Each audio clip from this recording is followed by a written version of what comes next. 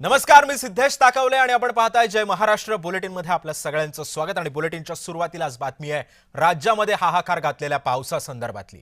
इंद्रायणी नदीवरील चारही पूल पाण्याखाली गेलेले आहेत आणि चारही पुलांवरची वाहतूक जी आहे ती पूर्णपणे बंद झाली आहे। वारकऱ्यांनी आळंदीमध्ये गर्दी करू नका असं प्रशासनानं वारकऱ्यांना आवाहन सध्या केलेलं आहे। आपण हे दृश्य पाहतो, इंद्रायणी नदीचं हे रौद्ररूप आपल्याला या ठिकाणी पाहायला मिळत आहे। वारकऱ्यांनी आळंदीमध्ये गर्दी करू नका, उद्या ज्ञानोबा माऊलींच्या पालखीचं प्रस्थान आहे आणि याच पार्श्वभूमीवरती प्रशासनानं खबरदारीचा उपाय म्हणून वारकऱ्यांना आळंदीमध्ये न येण्याचं आवाहन केलेलं आहे।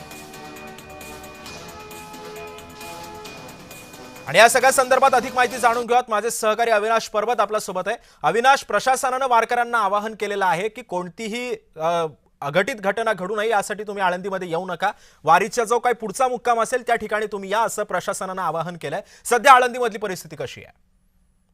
नक्कीच आपल्याला माहिती आहे, काल मुसळधार पाऊस जो आहे तो आळंदी, देहू असेल, मावळ असेल मोठ्या प्रमाणामध्ये पडत होता। त्यामुळे आळंदीमधील इंद्रायणी नदीवरील चारही पूल जे आहे ते पाण्याखाली गेले होते।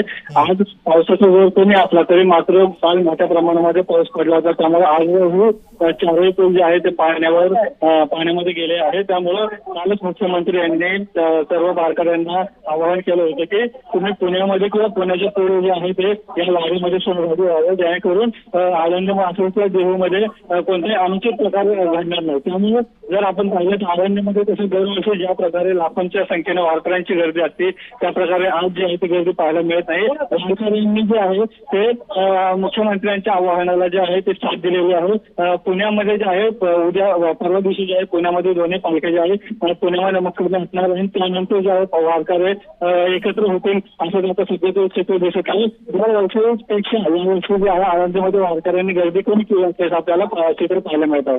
पण अविनाश, आपण बघतोय की सध्या आजूबाजूच्या गावांमध्ये सुद्धा पाणी शिरलेलं आहे। इंद्रायणी नदीला जो काही पाण्याचा जो काही विसर्ग वाढलेला आहे, त्याच्यानंतर जे काही आजूबाजूची ठिकाणं आहेत त्या ठिकाणी तरी पाण्याचा निचरा होतोय का? आणि हे पाणी आता पूर्णपणे कमी करण्यासाठी प्रशासन काय पद्धतीने पावलं उचलतंय? नक्कीच आपल्याला माहिती आहे की काल मुख्यमंत्र्यांनी सांगितलं की नेहमीपेक्षा 3 ते 4 पट पाऊस आहे तो वेगवेगळ्या भागामध्ये पडलेला, ही खरी गोष्ट आहे। आणि इतक्या मोठ्या प्रमाणामध्ये पाऊस पडला आहे, त्यामुळे अनेक जणांच्या घरामध्ये जे आहे ते पावसाचं पाणी गेलं आपल्याला पाहायला मिळत आहे। खरंच अजूनही अनेक घरांमध्ये पाणी जे आहे ते कायम आहे आणि प्रशासनाकडून मोठ्या प्रमाणामध्ये जे आहे कामाला मोटर असेल किंवा वेगवेगळे उपकरण तंत्रज्ञान लावून जे आहे ते पाणी काढण्याचं आहे तो प्रयत्न केला जात आहे। अजूनही अनेकांच्या घरामध्ये मोठ्या प्रमाणामध्ये पाणी आहे, पाणी काढण्याचं काम प्रशासनाकडून युद्ध पातळीवर सुरू आहे। नक्कीच, धन्यवाद अविनाश तुम्ही दिलेल्या सविस्तर माहितीबद्दल।